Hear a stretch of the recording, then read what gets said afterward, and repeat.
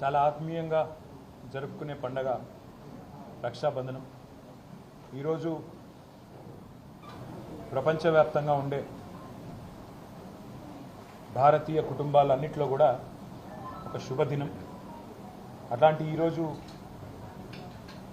ఈ పండుగ జరుపుకుంటున్న ప్రతి సోదరికి, ప్రతి సోదరుడికి హృదయపూర్వకంగా మా అందరి తరపున శుభాకాంక్షలు తెలియజేస్తూ, తెలంగాణ రాష్ట్రంలోని ప్రతి సోదరికి, ప్రతి సోదరుడికి కూడా ప్రత్యేకంగా ధన్యవాదాలు తెలియజేస్తూ, మరి మా సోదరి కవిత గారు ఈరోజు రక్షాబంధనం తరపున సందర్భంగా మాతో లేకపోవడం బాధాకరమైనప్పటికీ తప్పకుండా వారికి కూడా న్యాయం లభిస్తుందని, 155 రోజులుగా ఏదైతే వారు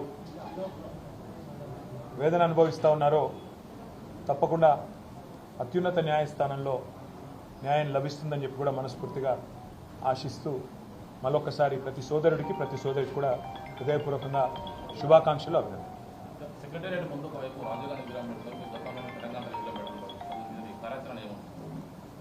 సెక్రటేరియట్కి సంబంధించి ఒక చిన్న నేపథ్యం మీకు చెప్పాలి.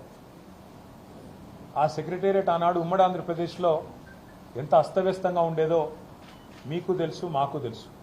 విలేకరులు, మిత్రులు అక్కడ కూర్చోవాలన్నా, ఎవరితోనన్నా కనీసం మాట్లాడాలన్నా, లేదా వచ్చిపోయే ప్రజలకు కూడా అక్కడ ఎంత అసౌకర్యంగా ఉండేదో. ఒక అగ్ని ప్రమాదం జరిగితే అక్కడ కనీసం ఒక ఫైర్ ఇంజిన్ రాలేని పరిస్థితి ఉండేదో మీ అందరికీ కూడా తెలుసు.